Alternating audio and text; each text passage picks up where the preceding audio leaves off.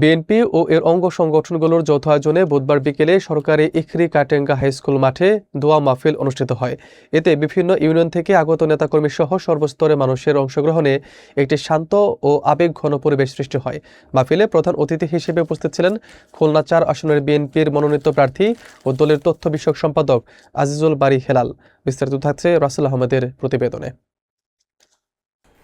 BNP chairperson ও সাবেক প্রধানমন্ত্রী বেগম খালেদা জিয়ার দ্রুত আরোগ্য কামনায় তেরখাত উপজেলা বিএনপির উদ্যোগে একটি বিশেষ দোয়া মাহফিলের আয়োজন করা হয়।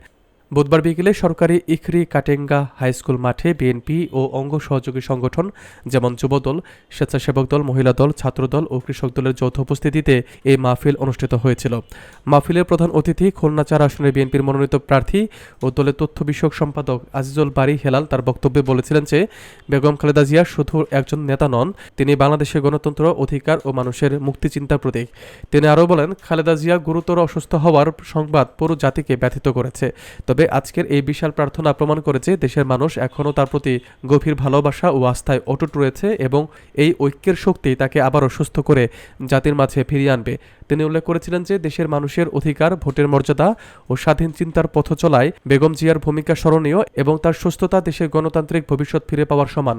দোয়া মাহফিল শেষে বেগম খালেদা জিয়ার দ্রুত আরোগ্য, দীর্ঘায়ু এবং দেশের শান্তি ও সমৃদ্ধি কামনা করে বিশেষ মোনাজাত করা হয়। অংশগ্রহণকারীরা অভিমত দেন যে খালেদা জিয়ার সুস্থতা আজ শুধু বিএনপির প্রত্যাশা নয়, এটি দেশের গণতান্ত্রিক অগ্রযাত্রা ও মানুষের অধিকার সুরক্ষার সঙ্গে গভীরভাবে যুক্ত। আমাদের নেত্রী বেগম খালেদা জিয়া যখন প্রধানমন্ত্রী নির্বাচিত হলেন, তিনি জাতিসংঘে, আমেরিকার নিউ ইয়র্কের জাতিসংঘের